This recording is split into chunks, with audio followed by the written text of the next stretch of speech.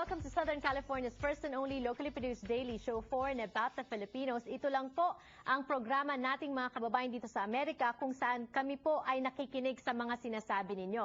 Talk Tuesday ngayong hapon sa ating programa, bukas po ang aming mga linya ng telepono para makausap namin kayo at malaman po namin kung ano ang inyong nasa saloobin at kung meron po kayong tanong tungkol sa pag-usapan natin ngayong hapon. Joining us this afternoon is an expert in the business field. He is half Chinese, very active in the Asian community. He was in a startup that went public.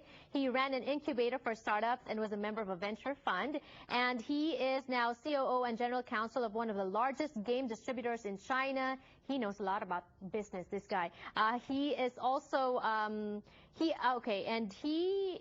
is also a company that made websites for major studios and companies. Attorney Julian Chan, hello and welcome to Kababayan, LA. Thank you for having me today. Ngayong hapon, ang amin pong topic, kung gusto nyong magtanong, is starting businesses or starting a small business or big ventures here in America. Let's start with that question, Attorney.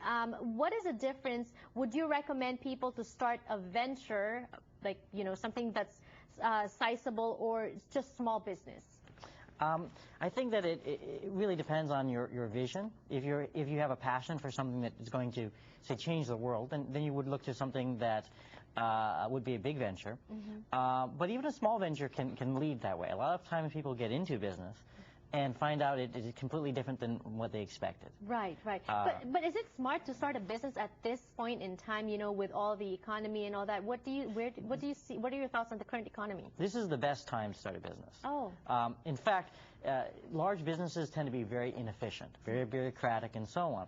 And a lot of people have ideas that they were sitting on, afraid to try them. And when the economy is like this, often they're forced to try it. And surprisingly, they find that they're actually very successful. So I think that as long as you understand how to start a business, it can be one of the most rewarding things. I actually left my job and started my own legal practice 4 years ago. And there hasn't been a single day that hasn't been a blessing, that I haven't been happier, more fulfilled, and so on. There's great benefits in starting your own business, and this is the best time, actually. What about finances? What are some of the considerations that you need to take into account when you start a business in terms of finances? I know that now may be a good time to start, but are the banks willing to give out loans? Banks are not really willing to give out loans, but the reality is they never were. You always needed to have either revenue in or some kind of assets of some sort. Savings? Yeah. So it never actually really was that great an environment for getting loans. The reality is that most people either have friends or family that contribute, or that you try to start a business that generates revenue right away. That's why restaurants, for example, the food trucks you see popping up all over the place. Right. You know, there's very little overhead. You can sometimes just rent the truck and be in business. Yeah, and you just have to be very creative with your menu in terms of the food trucks, of course.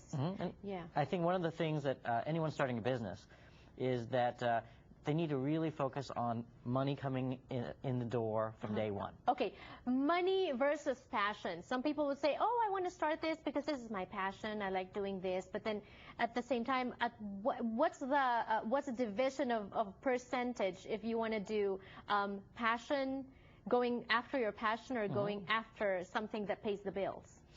If it's 100% passion, then it's a hobby. Okay. If it's 100% money, then it is making yourself a slave to yourself. So that's not good either. Really, what you want to do is you want to marry the two. You want to have your passion, but it has to be a passion that you inspire in other people, such that they are willing to involve themselves in your business, whether it's by paying you, being a customer, or being an investor. Right. Right. Okay. So what are the general characteristics of a successful entrepreneur? A successful entrepreneur is very creative, constantly coming up with ideas, but also surrounds themselves with people who have diverse skills. It's impossible for one person to have all the skills to start a business.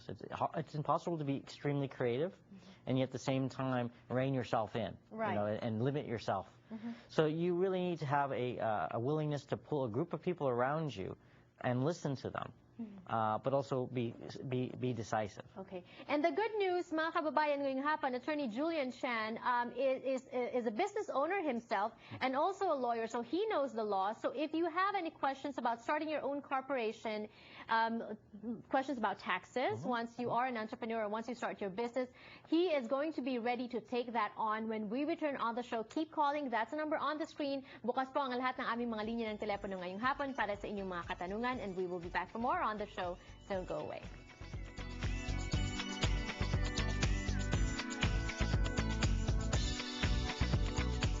It's time to play You Think Your Cable is Cheaper? Bili mo ng Square para makasali. Ay, kababayad mo lang ng cable bill mo? Wala